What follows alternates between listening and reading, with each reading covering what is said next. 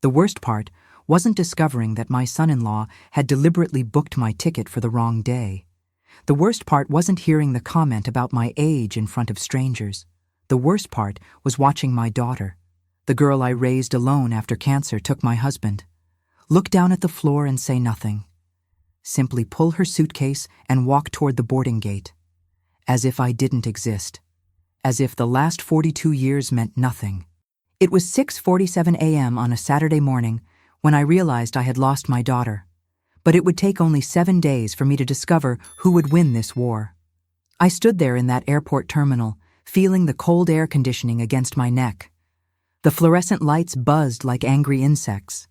My hands gripped the worn leather handle of my carry-on bag, the one my late husband Richard gave me 23 years ago.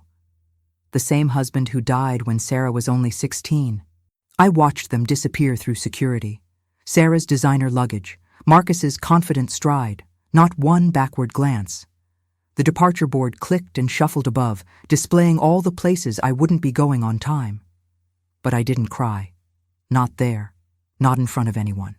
I simply thanked the agent and walked toward the exit with my head held high. It was only in the Uber, when the driver asked if everything was okay, that I allowed myself to break. The tears came hot and fast. The driver turned up the radio and gave me the dignity of invisible grief.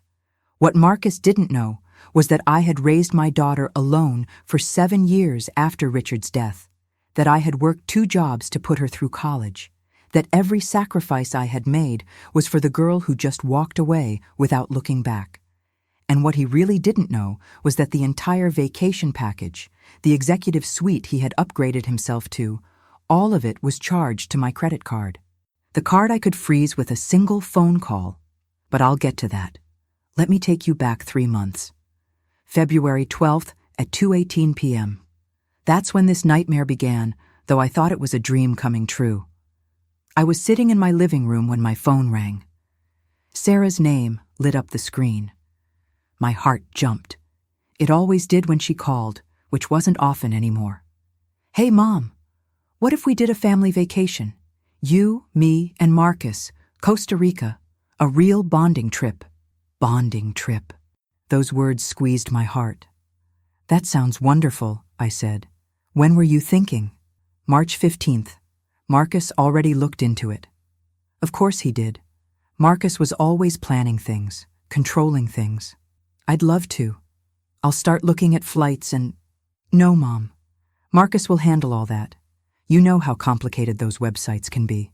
That tone, the one that made me feel ancient, incapable. Never mind that I managed my own life perfectly well. "Sarah, I can handle booking a flight." "I know, Mom. But Marcus already has everything mapped out. Just let him help." I swallowed my pride, because arguing meant conflict, and conflict meant weeks of unreturned calls. I had learned this over the past 4 years since Marcus entered her life. All right. Whatever makes it easier. We talked for 6 more minutes. Everything circled back to Marcus. He was the sun in her universe now, and I was a distant, dying star. Sometimes we trust too much in those who don't deserve it. Have you been disappointed by someone you loved? Share your story in the comments. 2 weeks later, Marcus came over to handle the paperwork. I spent 3 hours making pot roast, Sarah's favorite when she was little. I set 3 plates on my kitchen table, the same table where Sarah had done homework and cried when her father died.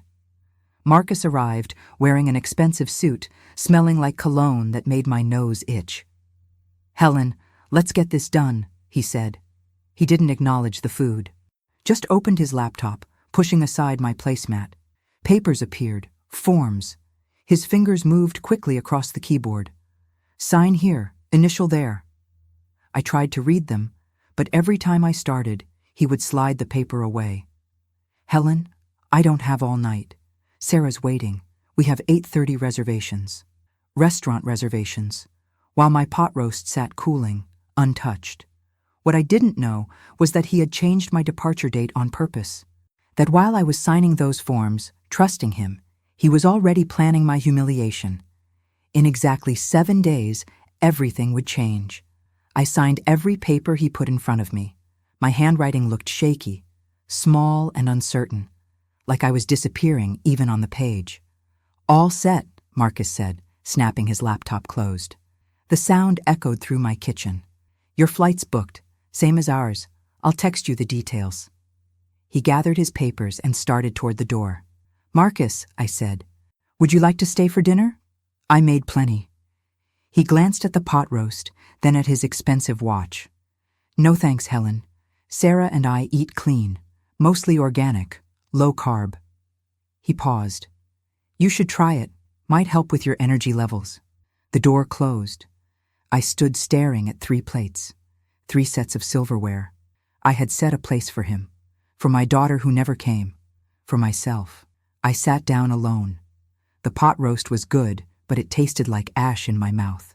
That night, I thought about the woman I used to be, the one who raised a daughter alone, worked 2 jobs to afford Sarah's college, went without everything so my daughter could have opportunities I never did. When did I become so small, so desperate for crumbs of affection from my own child? I spent those weeks preparing like it was the most important event of my life, because it was. March 1st, I bought a new bathing suit, my first in 11 years. I stood in the dressing room under harsh lights, looking at my 69-year-old body. Stretch marks, scars from a life fully lived. I almost cried, but I bought it anyway. March 4th, I checked out a Spanish phrase book from the library. I practiced every night. Buenos dias, por favor, gracias. I wanted to show Sarah and Marcus I could adapt, that I wasn't just a burden. March 8th, Sarah called at 3:42 p.m. I was gardening when my phone rang. I answered immediately, dirt and all. "Mom, can you bring extra sunscreen? SPF 50. Marcus is particular about sun damage." "Of course, sweetheart. Anything else you need?" "No, that's it. I have to go. Marcus and I are meeting friends for dinner." Friends. She had time for everyone except me. "Sarah, I'm really looking forward to this trip, to spending time with you." Silence. Long enough I thought she had hung up. "Yeah, Mom. Me too. Bye." I stood in my garden wondering when my daughter's love had become rationed, measured, given in tiny doses like medicine. Do you know what I didn't hear? Excitement? Warmth? I heard obligation, the tone she probably used with her dentist. March 12th, 3 days before departure. Marcus texted at 11:23 p.m. "Helen, important. Pack light. Weight restrictions are strict. 1 bag only." "1 bag for 7 days, I texted back. "What about?" "1 bag, Helen. Figure it out." I spent the next day reorganizing my suitcase. The sunscreen Sarah asked for, clothes, medications. The silver bracelet Richard gave me on our 20th anniversary. I never traveled without it, but I made it fit. 1 bag, because Marcus said so. March 14th, I barely slept. Got up at 3:47 a.m. and made coffee. My phone buzzed at 4:15 a.m. "Marcus, Uber picks you up at 5:30 a.m. Be ready. We can't wait for you." "Not see you soon. Not excited. We can't wait for you." A warning I should have heeded. I was ready by 4:45 a.m., sat on my couch in the darkness, watching the clock. Tick, tick, tick. Each second bringing me closer to a moment I thought would heal everything. The Uber arrived at 5:28 a.m. The driver was kind, a young man named David who helped with my luggage and asked about my trip. His kindness made my throat tight. "Costa Rica, family vacation with my daughter." "That's wonderful. You must be excited." I was. God help me, I was excited. Even after everything, I still hoped. Hope is a dangerous thing for women like me, women who love too much, who forgive too easily, who cling to people who stopped holding on years ago. At 6:15 a.m. we pulled up to the airport. I walked through the automatic doors and saw them, Sarah and Marcus, standing near check-in. Sarah wore designer Chanel sunglasses even though the sun had barely risen. Marcus had his arm around her waist, possessive. They were laughing at something on his phone. I walked toward them, my suitcase wheels squeaking, an embarrassing sound announcing my arrival. "Mom," Sarah said when she looked up. "Not hi, Mom. Just Mom." "Good morning, sweetheart." I reached to hug her. She gave me a brief, one-armed hug. the kind you give acquaintances. Her body was stiff. I smelled her expensive perfume, something that replaced the drugstore body spray she used to wear at home. "Let's check in," Marcus said. "Flight board's at 7:15. We approached the counter. The ticket agent was a woman in her 40s. Tired eyes, kind face. "Checking in for the 7:45 a.m. flight to San Jose?" she asked. "Yes," Marcus said. He handed over his and Sarah's passports, then looked at me. I gave her mine. My hand trembled. I told myself it was excitement, but it was fear, the kind your body knows before your mind catches up. The agent scanned Marcus's passport. Beep, then Sarah's, beep, then mine. She frowned, scanned again. Her fingers paused on her keyboard. She looked at her screen, then at me. "Ma'am," she said gently, too gently, "your ticket is for tomorrow, March 16th. This flight is today, March 15th. The words hit like a physical blow, like someone had punched me and stolen all my air. "That's impossible," I said. My voice sounded distant. "Marcus booked all 3 tickets together. We're traveling together." The agent turned her screen toward me. There it was. My name, Helen Patricia Morrison. Flight, March 16th, 2025. Departure time, 7:45 a.m., 24 hours after my daughter's flight. Actually, let me rephrase that. 24 hours after my daughter's flight. On purpose. I stared at that screen, at my name glowing in cold blue letters. March 16th. Tomorrow, not today. "There must be a mistake," I said. "Marcus, you booked all 3 together, right?" He looked at his phone, at the ceiling, anywhere but at me. Then shrugged. "Huh? Must have clicked the wrong date when I was booking yours. My bad. My bad." Like he had forgotten to buy milk.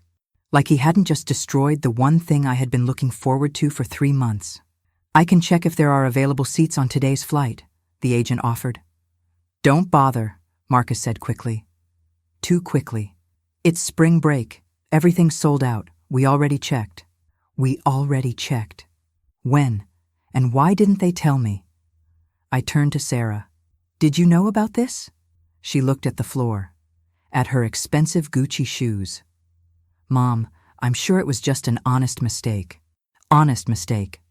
She said it so flatly, like she was reading from a script. "But I'll miss the entire first day," I said. I could hear the desperation in my voice, the welcome dinner, everything. Marcus checked his watch. "Helen, you're making a scene. We need to get through security. We'll see you at the resort tomorrow." "Can't you wait? Take tomorrow's flight with me so we can all arrive together?" Sarah finally looked at me. Really looked at me. And what I saw made my blood run cold. Annoyance, frustration, relief. Relief that she had an excuse to leave me behind. "Mom, we already have everything planned for today. The spa appointments. Marcus paid extra for early check-in." She pulled her suitcase handle up. "You'll be fine. It's just one day." "Sarah, please." "Mom, enough. You're being dramatic. We'll see you tomorrow." She turned, started walking toward security. Marcus followed. He glanced back at me once and smiled. A small smile, but I saw it. I saw the victory in his eyes. This wasn't a mistake. This was planned, and my daughter knew.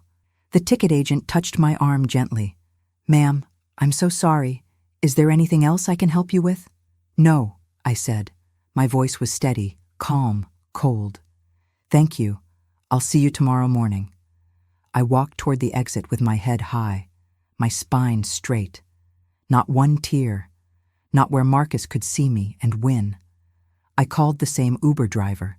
When I got in the car, when the door closed, I broke. The tears came hot and violent. My whole body shook. David didn't ask questions, just drove. When we reached my house, he refused the tip. "Whatever happened, I hope tomorrow is better." I went inside. My house felt emptier. The silence pressed against my ears. I sat on my couch and thought about all the signs I had ignored. Sarah's birthday, January 9th. I had driven 43 miles carrying a homemade German chocolate cake. She answered wearing a cocktail dress. "Mom, what are you doing here?" "It's your birthday. I made your cake." She looked back at the party happening inside. "We're having a party. I didn't think you'd want to come. It's mostly Marcus's work friends. Thanks for the cake." She took the cake, closed the door. She didn't call me the next day, or the day after. I finally called her 5 days later. "Sorry, Mom. Things have been crazy busy." December 23rd, 2 days before Christmas. Sarah called at 10:52 p.m. "Mom, about Christmas. Marcus and I are going to his parents' place in Vermont. We leave tomorrow morning. Less than 12 hours notice. But we always spend Christmas together. I already bought the turkey." "I know, Mom, but Marcus's family is really traditional. You understand, right?" I spent Christmas alone, watched old movies, looked at Sarah's empty stocking on the mantel. Red felt with her name in white letters. I had made it when she was 3 years old. Why didn't I see it then? Because admitting my daughter was pulling away meant admitting I was losing her. So I made excuses, told myself she was busy, that I was being selfish.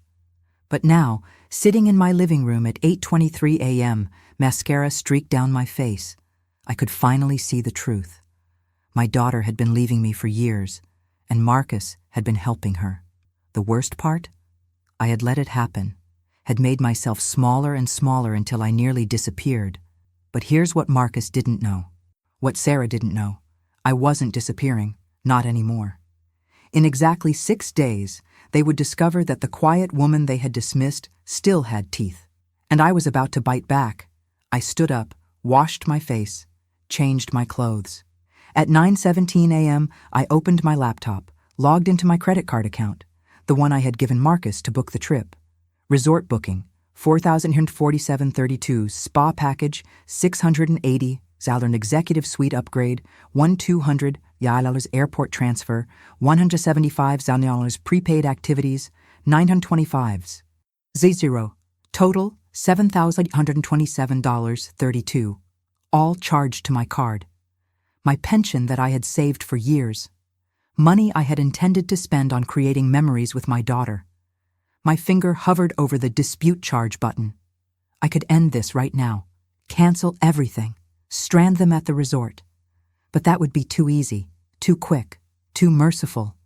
I wanted Marcus to enjoy himself first, to order expensive drinks, to book additional treatments, to charge fancy dinners and premium excursions, to feel safe and completely in control. And then, when he least expected it, when he had racked up thousands more, I would pull the rug out from under him. 5 days. I would give him 5 days of paradise. And on the 6th day, I would show him what hell felt like. I closed my laptop, made tea, sat in my kitchen and thought about the woman I used to be. The woman who had fought insurance companies for Richard's cancer treatment, who had stood up to Sarah's middle school principal. Somewhere along the way, I had lost that woman, had traded her for a smaller, quieter version, a version that apologized for existing. But she was still in there, buried but not dead. And she was waking up. Marcus was 34 years old, a child playing at being powerful. He had no idea who he was messing with, only 5 days left, and then he would learn. The rest of that day moved in slow motion. Hours stretched like taffy. I cleaned the already clean kitchen, stared at the television without seeing. At 2:34 p.m., my phone buzzed. Instagram. Sarah had posted a photo. The image showed Sarah and Marcus on a beach, white sand, turquoise water. She wore a red bikini. He had his arms around her, both smiling. Perfect. The caption read, "Paradise found." Sometimes the best vacations are when you can really relax and be free. No stress, no drama, just us. No drama. I was the drama. The stress. The thing they were free from. The post already had 47 likes. Then I saw Marcus's comment.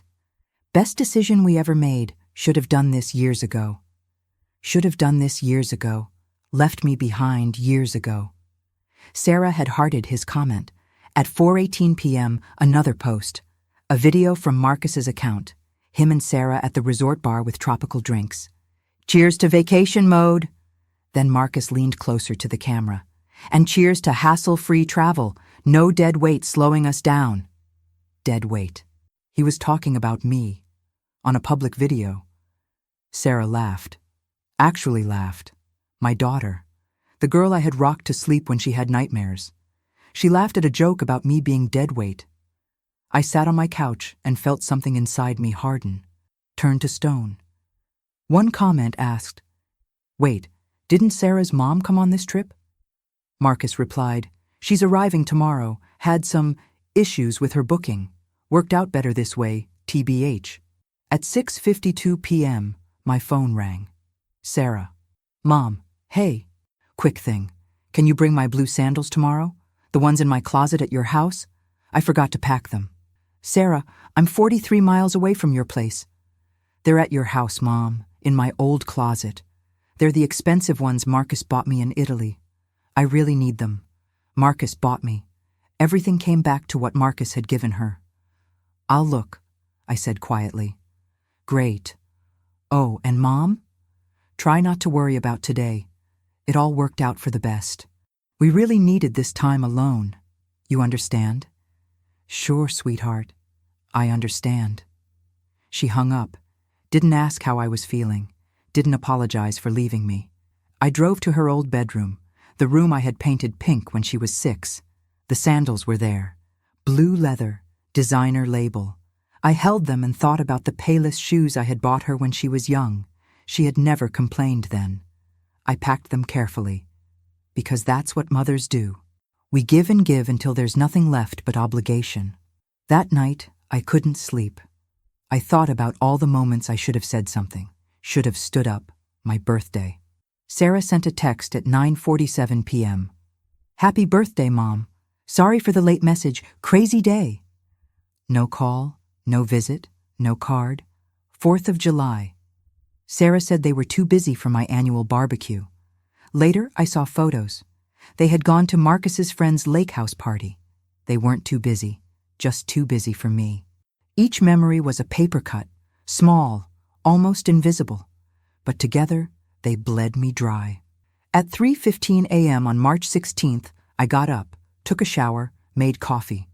This time, I wasn't excited. I was strategic. I opened my laptop, checked my credit card. Marcus had added more charges. Bottle of champagne, $385. Sunset catamaran tour, $420.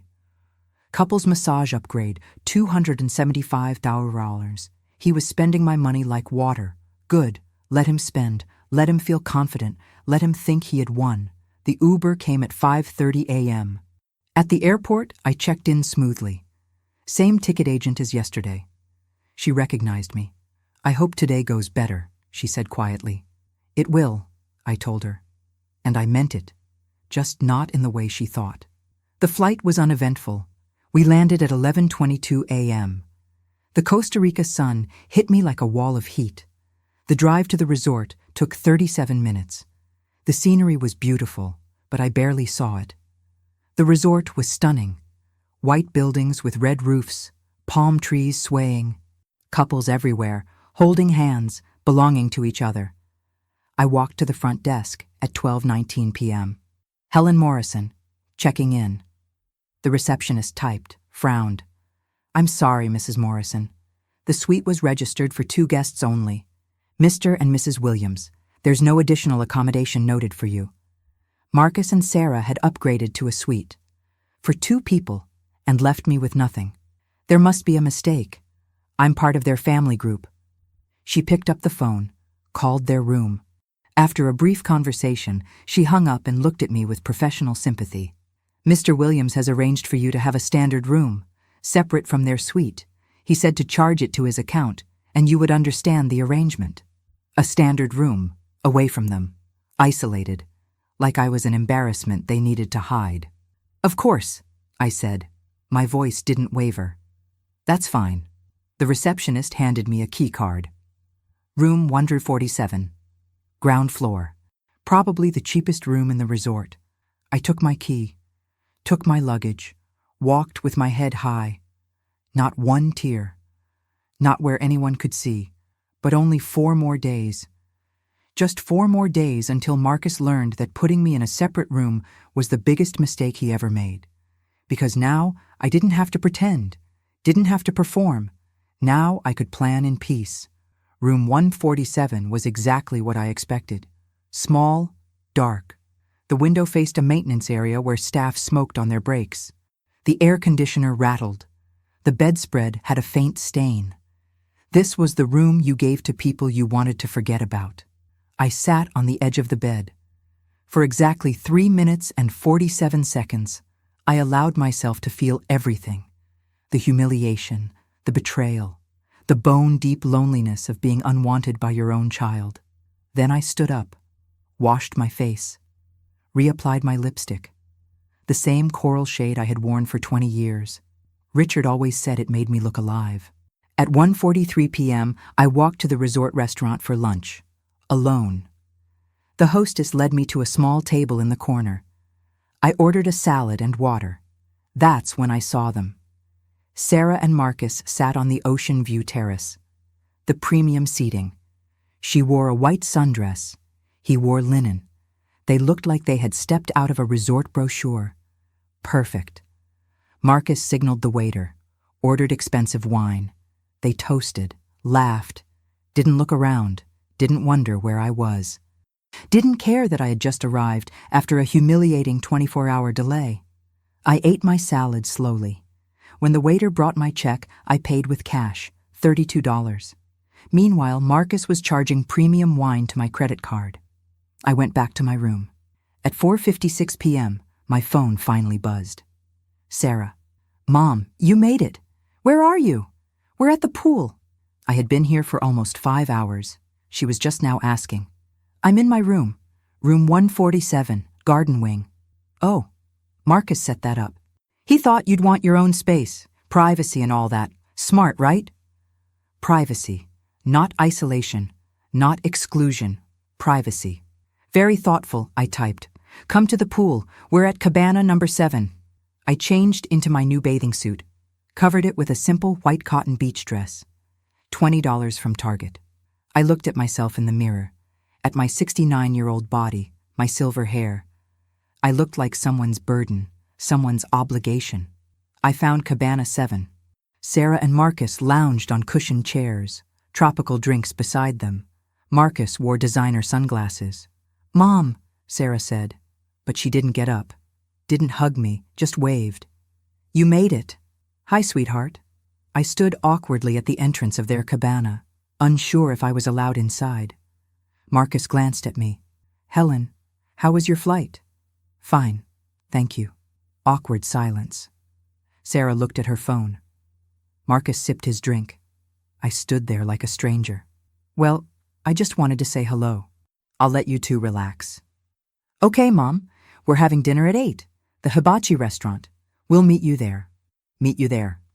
Not let's go together. I walked away, went back to my room, checked my credit card app again.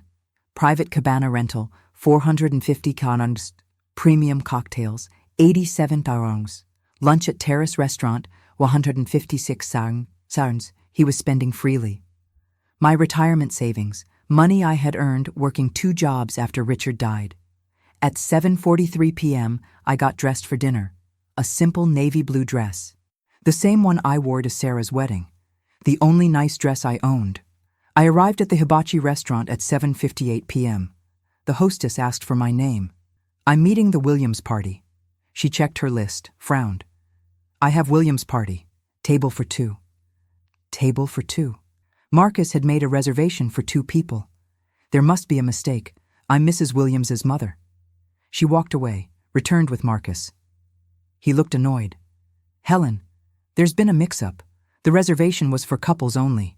This restaurant is meant to be romantic, you understand. He pointed to a small table near the kitchen doors. But don't worry, they'll take good care of you over there. He walked away. Back to Sarah. Back to their romantic table with ocean views. The hostess led me to the table by the kitchen. I sat alone, watched the kitchen doors swing open and closed, heard the clatter of dishes. From where I sat, I could see Sarah and Marcus. Their table was candlelit. Intimate. The chef performed for them. They never looked my way. Not once. I ordered the cheapest item, vegetable hibachi. The chef at my station didn't perform, just cooked quickly and moved on. At 9:17 p.m., Sarah and Marcus walked past my table. Sarah glanced at me. "Night, Mom. Sleep well. We're doing an early morning yoga class tomorrow. Private session. See you later." Private session. Everything they did was private, exclusive, without me. I walked back to my room. The path was dark. I could hear laughter from other rooms, couples, families, people who wanted to be together. I closed the door, sat on the bed, and finally, I let myself break. The tears came silent and heavy. My whole body shook. My daughter didn't just tolerate me, she actively avoided me. And Marcus was deliberately cruel, systematically destroying any chance I had of connecting with Sarah. At 11:34 p.m., I couldn't sleep. I scrolled Instagram, and that's when I saw it. A screenshot. Posted by Jennifer Coleman. Sarah's college roommate, someone I had fed, housed, treated like a second daughter. The screenshot showed a private message conversation between Marcus and Jennifer from February 13th, one day after Sarah suggested the trip. Marcus: "Operation Ditch Mom is a go." Sarah agreed. "I'm booking Helen's flight for the day after hours." Jennifer: "OMG, you're evil. I love it." Marcus: "She's been suffocating Sarah for years. This trip will show her she's not needed anymore. Maybe she'll finally get the hint." Jennifer: "What if she figures it out?" Marcus: "She won't. She's too desperate for Sarah's attention, too pathetic to see what's right in front of her." I read it 3 times, 4 times, 5 times. Each word was a knife. This wasn't a mistake. This was planned, premeditated, designed to humiliate me, to push me out of my daughter's life permanently. And Sarah knew. She had agreed. Operation Ditch Mom. The screenshot already had comments. "This is disgusting. Poor woman. Someone needs to show this to Helen." I sat in my dark room, stared at that screenshot, felt something inside me die. The last piece of hope, the last shred of belief that my daughter loved me. She didn't love me.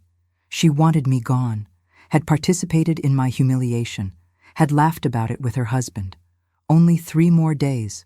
Only 3 more days until I showed them that pathetic, desperate Helen was dead. Marcus wanted a war. He was about to get one. And he had just armed his enemy with the one weapon that could destroy everything: the truth, and a credit card that controlled his entire vacation. Let's see who's pathetic when the bill comes due. I didn't sleep that night. Not 1 minute. I sat in that dark room staring at that screenshot until the words burned into my brain. Operation Ditch Mom. 3 words. A title for my humiliation. Like it was a game. At 4:32 a.m., I got up, showered, put on clothes. My hands moved automatically. I felt numb, hollow. But underneath that numbness, something else was growing. Something hot and sharp. Something that felt like rage but clearer, colder, more focused. I opened my laptop, logged into my credit card account, stared at the mounting charges. Late night room service, $178, premium tequila bottle, $340, spa appointments for today, $865, total charges so far, $11,847.32, $11,000. Money I had saved by skipping meals, by wearing old clothes, by sacrificing everything for a daughter who called me suffocating. I could freeze it right now, cancel the card, watch their perfect vacation collapse. But that wasn't enough. I wanted them to feel what I felt, to watch their world crumble piece by piece while they stood helpless. 3 more days. Just 3 more days of being invisible, and then everything would change. At 7:15 a.m., I went to breakfast, ate alone while couples and families laughed around me. At 8:03 a.m., Sarah and Marcus arrived, fresh from their private yoga session. They walked right past my table, didn't see me, went to the opposite side of the terrace, as far from me as possible. I watched Marcus pile on expensive items, smoked salmon, imported cheeses, champagne. Why not? It was all charged to my card. Good. Eat, drink, enjoy. The bill is coming. At 9:47 a.m., Sarah texted, "Mom, Marcus and I are doing a catamaran tour today. Private charter, just the two of us. You understand, right? Maybe we can have dinner tonight? I'll text you." Maybe. She would maybe text me. I typed back, "Of course, sweetheart. Have a wonderful time." I added a heart emoji, because that's what the old Helen would do, the desperate Helen. But I wasn't that Helen anymore. I spent the day exploring the resort, alone, watching other mothers with their daughters, laughing, taking photos, creating memories. Everything I was supposed to have. At 6:43 p.m., Sarah texted, "Change of plans. Marcus surprised me with a couple's dinner at the French restaurant. Super exclusive. Tomorrow night for sure, though? Love you. Love you." 2 words she threw out carelessly, like loose change. But that was fine, because tomorrow was day 6, the day everything changed. I spent that evening planning. I drafted an email, attached the screenshot, the credit card statement, every receipt, every charge. The email was addressed to the resort manager. Subject line, fraudulent charges and credit card dispute. But I didn't send it yet. One more day. Let Marcus have one more day of feeling powerful. Tomorrow, I would show him that control was an illusion. At 11:52 p.m., I finally fell asleep. When I woke at 5:17 a.m. on March 19th, I felt calm, clear, ready. This was the day I chose myself. I got dressed carefully, white blouse, beige slacks, coral lipstick. I looked ordinary, unremarkable, harmless, but I wasn't harmless, not anymore. At 8:30 a.m., I went to breakfast. Sarah and Marcus were already there. I walked directly to them. "Good morning," I said. My voice was steady. They both looked up, surprised. "Oh, Mom, hi." Sarah's voice was flat. "I need to speak with you both. It's important." Marcus sighed. "Helen, we're trying to enjoy our breakfast. Can it wait?" "No," I said, simply, firmly. "It can't wait." Something in my tone made them pause. I pulled out my phone, opened Instagram, showed them the screenshot. The conversation. The proof. "Operation Ditch Mom," I said quietly.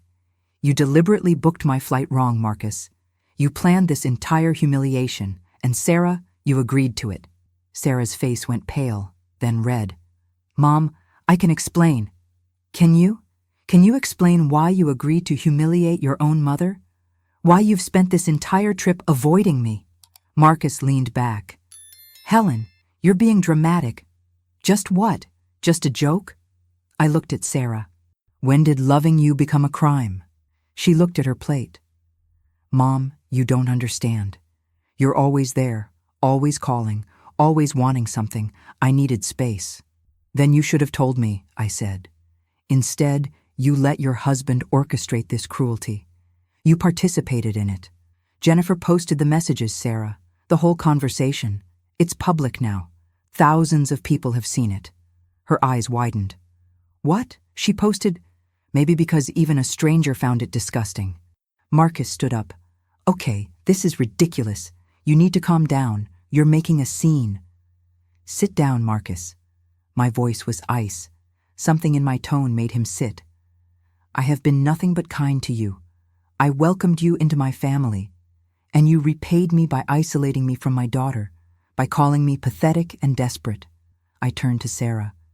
"You are my daughter, the only family I have left since your father died.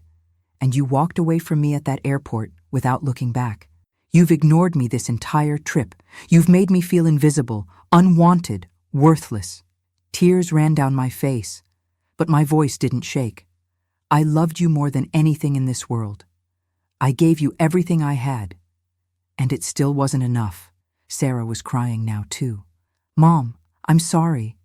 "Yes, you did," I said quietly. "You meant every bit of it. And that's what hurts the most." I straightened my blouse. "There's something else you should know. Every charge on this trip, the resort, the suite, the spa, the tours, the drinks, all of it has been on my credit card, my money, my pension." Marcus's face went white. "What?" "Which was set up on my card," I said. "The card I gave Marcus to book the trip." As of this morning, the total charges are $14,127.89. $14,000. Helen, you can't. I already have. 20 minutes ago, I disputed every charge, reported the card as fraudulently used, froze the account. Every spa appointment you have today, canceled. Every premium service? Unavailable. You'll need to pay for it yourself, out of pocket. Or you can leave. The blood drained from Marcus's face. He pulled out his phone, started frantically typing. You can't do this. This is insane. Sarah, tell her. Sarah looked at me with fear in her eyes. Mom, please, don't do this. We can talk about this. Now you want to talk, now that your vacation is ruined. But where were you when I needed you? Where were you when I was eating dinner alone, when I was crying in my room? I didn't know. You didn't want to know. There's a difference. Marcus stood up. His chair scraped loudly. Other diners were watching now. This is financial abuse, Marcus said loudly. You can't just freeze a card that has our charges on it. That's illegal. Is it? Is it illegal to dispute charges on my own credit card? To protect myself from fraud? You used my card without my permission. You charged thousands of dollars while humiliating me, while executing your Operation Ditch Mom. His face turned purple. You bitter old woman. You're destroying your relationship with your daughter over money. No, I said quietly. You destroyed my relationship with my daughter over control, over your need to push me out. She chose you, so now you deal with the consequences. I turned to walk away. Sarah grabbed my arm. Mom, wait. Please. I'm sorry. Please don't leave like this. I looked at her hand on my arm, at her desperate face, at the tears streaming down her cheeks, and I felt nothing. Just cold, just empty, just done. Let go of me, Sarah. Mom, let go. She released me. I walked away from my daughter, from her husband, from the fantasy of a relationship that hadn't existed for years. Behind me, I heard Marcus on the phone, his voice getting louder, more desperate. There was no mistake. There was only justice, delayed but not denied, and it tasted like ashes, like victory and loss mixed together. Tomorrow would be day 7, the last day, and I had no idea what came next. But for the first time in years, I didn't care what Sarah thought, didn't care what Marcus wanted. I only cared about one thing. I had finally chosen myself, and that choice would cost me everything. I walked back to my room. Each step felt heavier, not from regret, from the weight of finality, of knowing I had just detonated a bomb that would leave nothing standing. My hands shook as I unlocked my door. I stepped inside, closed it, leaned against it, and slid down to the floor.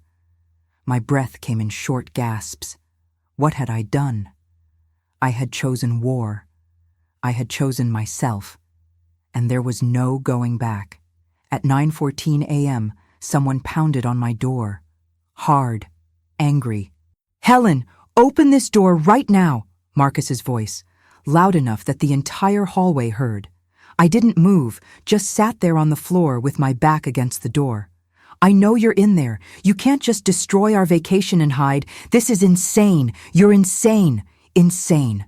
There it was, the final label. Marcus, stop. Sarah's voice, quieter, broken. She's not going to answer. Let's just figure this out. Figure it out? She froze $14,000. The resort is demanding immediate payment or they're kicking us out. Silence. Then Sarah's voice, so quiet I almost couldn't hear it. We use our savings. We pay it. And then we go home. Our savings? That's the down payment for the house, Sarah. That's our future. Well, what choice do we have? Actually stand up for herself? I said through the door. My voice was calm. Actually have a spine? Actually refuse to be treated like garbage by her own daughter? Mom, please, open the door. Let's talk about this. We already talked, at breakfast, in front of everyone, like you talked about Operation Ditch Mom. We're done talking, Sarah. Please, I'm begging you. I know I was wrong. I know we were cruel. But please don't do this. This isn't about money, Sarah. This is about respect, about dignity, about a mother who gave everything and a daughter who threw it back in her face. I heard her crying on the other side of the door. Deep, gasping sobs. Once upon a time, that sound would have broken me, would have made me forgive anything. But not anymore, because her tears weren't for me. They were for herself, for her vacation, for her consequences. The resort manager will meet with you at 10 a.m. You can pay the charges in full, or you can leave. Those are your options. Helen, you vindictive... Careful, Marcus. The resort has security and witnesses, so I suggest you walk away while you still have some dignity left. Silence, then footsteps. Walking away. Gone. At 10:47 a.m., my phone buzzed. A text from an unknown number. Mrs. Morrison, this is David Rodriguez, manager of Paradise Cove Resort. Mr. and Mrs. Williams have settled their account in full and checked out this morning. Please let me know if there's anything we can do to improve your remaining stay. They were gone. Sarah and Marcus had paid over $14,000 and left. Cut their vacation short. I stared at that message, waited for the satisfaction to come, the vindication, but all I felt was hollow. Empty, like I had won a war, but lost everything that mattered. My daughter was gone. And this time, it was permanent. Final. The kind of gone you don't come back from. I spent the rest of that day in my room. Didn't eat, didn't go outside, just lay on the bed staring at the ceiling. At 3:22 p.m., I checked Instagram. Sarah had posted a photo of the airport. The caption read, "Sometimes family disappoints you in ways you never expected. Heading home early. Life is too short to spend it with toxic people." Toxic people. She was talking about me. The comments were split. Some supported her, but others had seen Jennifer's screenshot.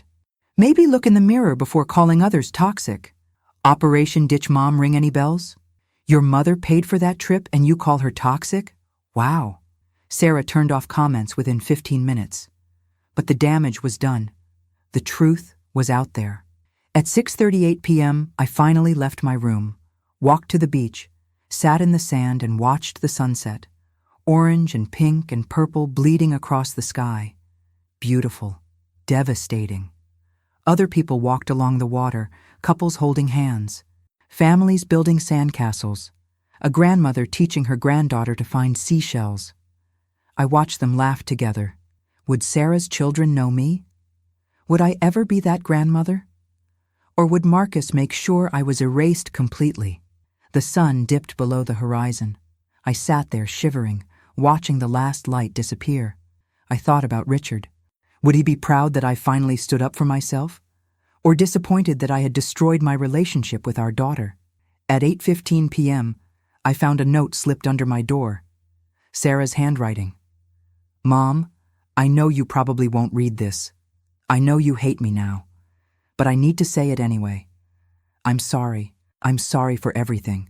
For agreeing to Marcus's plan. For treating you like you didn't matter. For making you feel invisible. You were right. About all of it. I was cruel. We were cruel. And I don't know how to fix it, but I'm sorry. I love you. Even if you don't believe that anymore. Sarah." I read the note 5 times. Looked for sincerity. For real remorse. All I found were words. Easy words. Sorry. Love you. The same words she had texted casually while excluding me from her life. Words without action were just noise. And I was done listening to noise. I folded the note, put it in my suitcase, and made a decision. I would stay the rest of the week. Would enjoy this resort that I had paid for. Would take the tours, eat the food, walk the beaches, alone. But on my terms. For myself.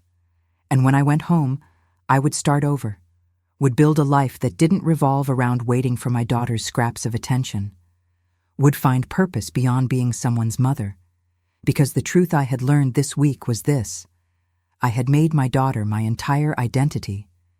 And when she didn't need me anymore, I had nothing left. That was my fault. Not hers. Mine. I had taught her that mothers existed to serve, to sacrifice, to disappear when no longer useful. I had shown her that love meant erasing yourself for others, and she had learned the lesson perfectly. But here's what she didn't know, what I was just beginning to understand. You can't love someone into loving you back. You can't sacrifice your way into being valued. You can't make yourself small enough to fit into someone's life if they don't want you there. All you can do is choose yourself. Choose your dignity. Choose your worth, even when it costs you everything. Even when it means losing the person you love most in the world. Tomorrow would be day 7, the final day. But the change had already happened. The war was over, and I had won and lost simultaneously. Now I just had to figure out how to live with that. How to be Helen Morrison, not Sarah's mother. Just Helen. Just me. Whoever that was. Day 7 arrived with gray skies. Clouds hung low over the ocean. The air felt thick, heavy. I woke at 6:03 a.m., hadn't really slept. My dreams were fragmented. Sarah as a little girl, holding my hand. Sarah at her wedding, looking past me to Marcus. Sarah at the airport, walking away. I got up, showered. The water was too hot, but I didn't adjust it. Let it burn my skin. When I looked in the mirror, I barely recognized myself.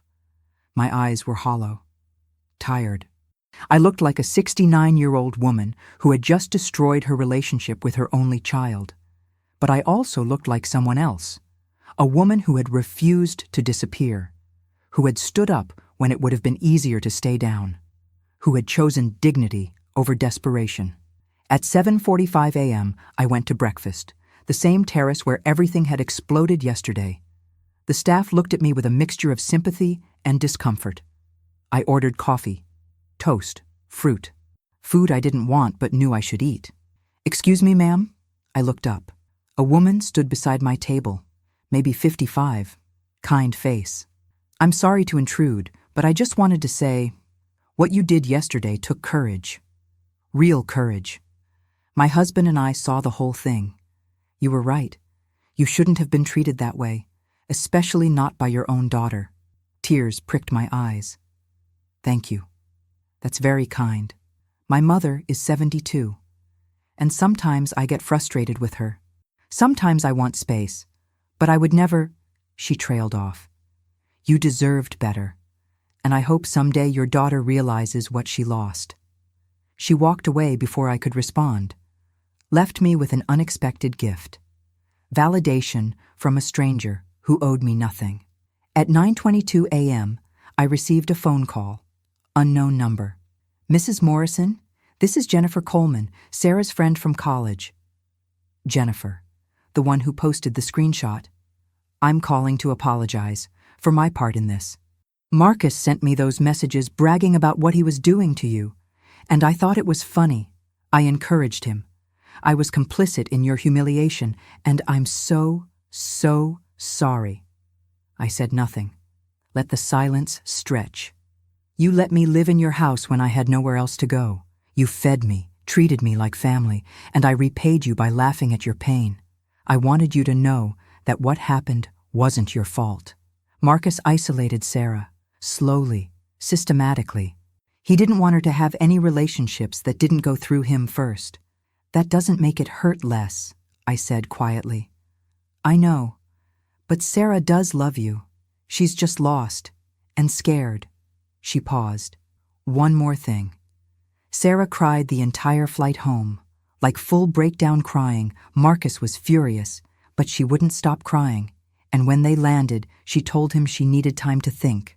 I closed my eyes, pictured Sarah crying on an airplane, my little girl, broken. "Goodbye, Jennifer." I hung up, sat on my bed. Sarah was hurting, and part of me wanted to fix it, wanted to call her, tell her it was okay. But the other part of me, the part that had finally learned to value herself, knew that would be a mistake. Knew that nothing would change if I rushed in to rescue her from consequences she had earned.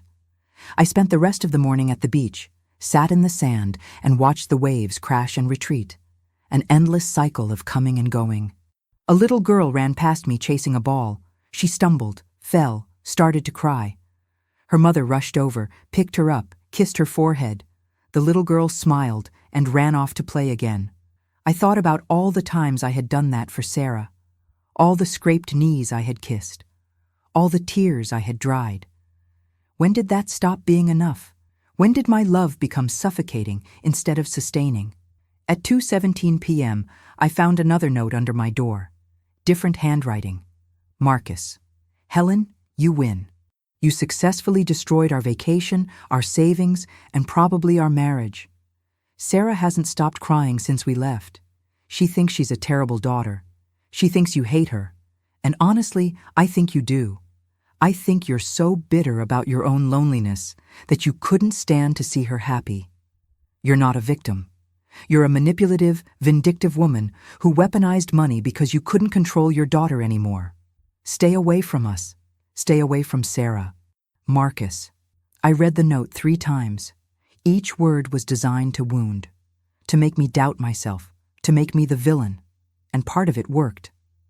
Part of me wondered if he was right, if I had taken justifiable anger and turned it into cruel revenge. I still wonder if I did the right thing. And you, what would you have done in my place? Tell me in the comments. I truly want to know what you think. I sat with those questions for hours, looked for clarity that never came. At 6:34 p.m., my phone rang. Sarah. My heart stopped. I answered, said nothing, waited. Mom? Her voice was small, broken. I'm here, I said. I don't know what to say. I don't know how to fix this. Silence, long and painful, both of us breathing into our phones. I was wrong, she finally said, about everything. I let Marcus convince me that you were the problem, that you were too needy, too demanding, but you weren't. You were just a mom who loved her daughter, and I punished you for it. Tears streamed down my face, but I didn't make a sound. I let him book your flight wrong. I knew about it, and I told myself it was just one day, that it wasn't a big deal, but it was cruel. And I knew it was cruel, and I did it anyway because I was tired of feeling guilty every time I chose Marcus over you. Why did you feel guilty? I asked. Because you gave up everything for me. Your whole life was about me. And I felt like I could never be enough, could never make you happy, could never fill the hole that Dad left. So I stopped trying. I pulled away, and Marcus made that feel justified. I closed my eyes, felt the truth in her words. The painful, complicated truth. I did make you my whole life, I admitted. After your father died, you were all I had, and I clung too tight, made you responsible for my happiness without meaning to. But that doesn't excuse what I did, Sarah said. It doesn't excuse any of it. No, I agreed. It doesn't. More silence. I love you, Mom. I know you probably don't believe that, but I do. I love you so much it scares me. It always has. That's why I ran. I love you too, I said. Even after everything, even through the hurt and betrayal, I loved my daughter. What was in question was whether love was enough. Where do we go from here? She asked. I don't know. I don't know if we can come back from this. I don't know if I can trust you again. I want to try. I'll go to therapy. I'll set boundaries with Marcus. I'll do whatever it takes. And if I say I need time, if I say I'm not ready to forgive yet, she was quiet, then I'll wait, however long it takes. Okay, we can try, but not right now, not while everything is so raw. I need time to figure out who I am separate from being your mother. I need time to build a life that doesn't revolve around waiting for your attention. And you need time to figure out what you really want. I do want time, Sarah. We both need time. She was crying again. I'm so sorry, Mom, for everything. I know you are. I love you. I love you too, sweetheart. But love isn't enough, not by itself. We need to rebuild trust, respect, and that takes time.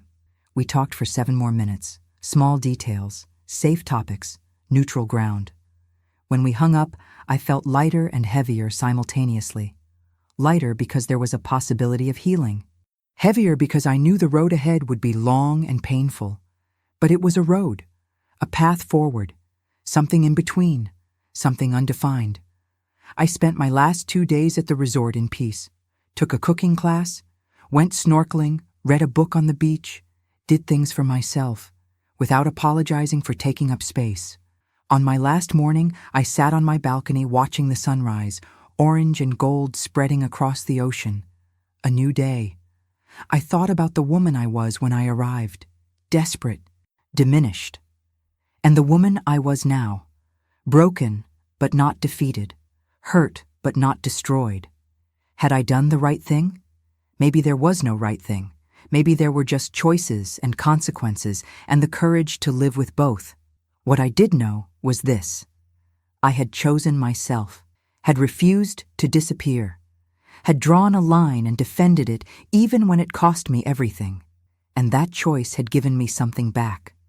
Something I had lost years ago.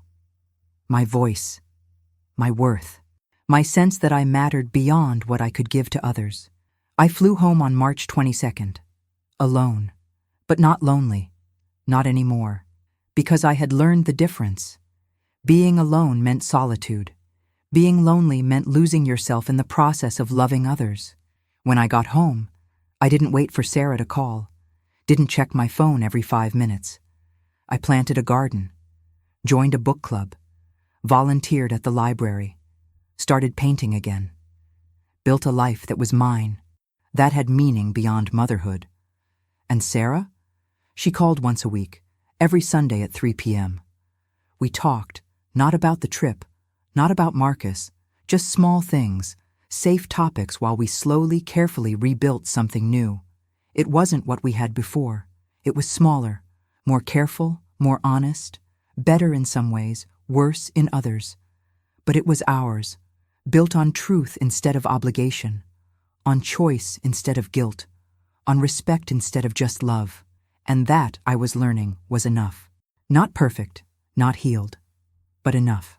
6 months have passed since that morning at the airport, since 6:47 a.m. on March 15th, when I realized I had lost my daughter, when I promised myself that in 7 days, everything would change.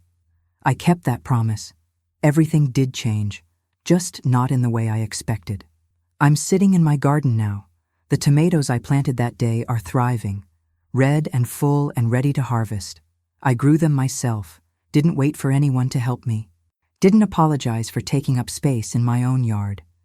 The house still gets quiet sometimes, still feels empty in ways that flowers and hobbies can't completely fill.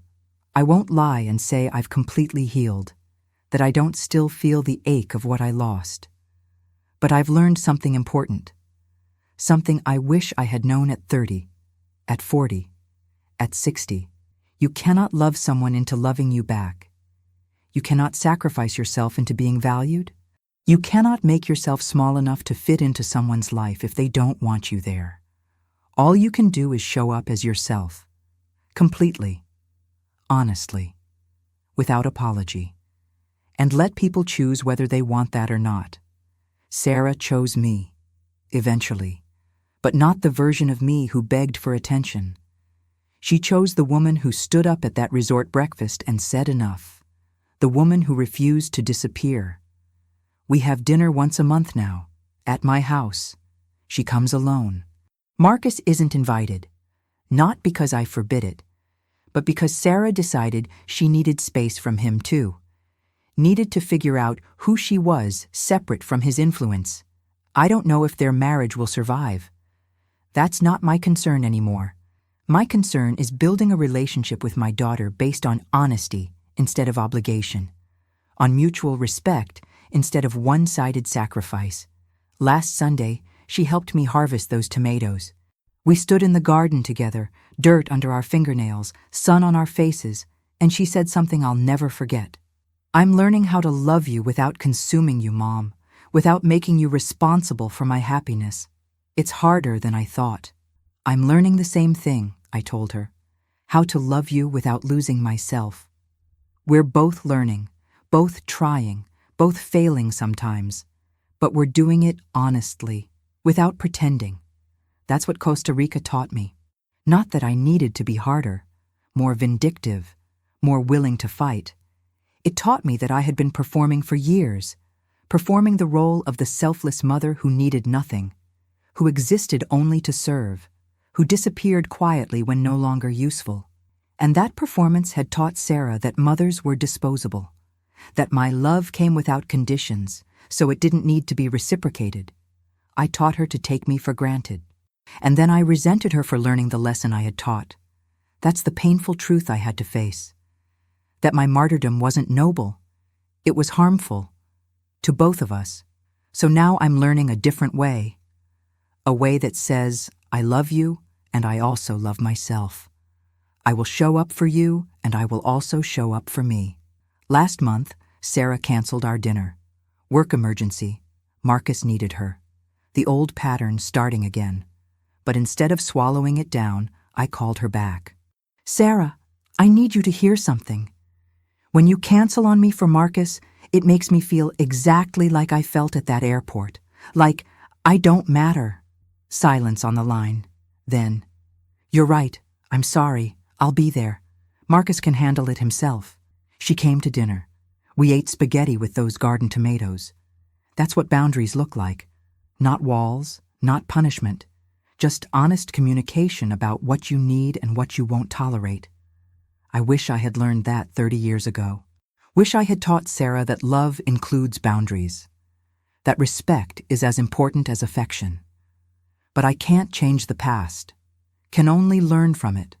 Can only do better going forward. The woman I was at that airport terminal doesn't exist anymore. The desperate woman who would accept any treatment just to be included. She died at that resort. When I chose dignity over harmony. When I finally said, this is the line and I won't cross it. And in her place, someone new emerged. Someone who takes up space without apologizing, who states her needs, who loves fiercely but also loves herself. I'm 69 years old. Most people would say I'm at the end of my life, that my best years are behind me.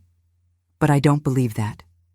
I think I'm just beginning to understand who I am separate from being someone's wife, someone's mother, someone's obligation. I'm Helen.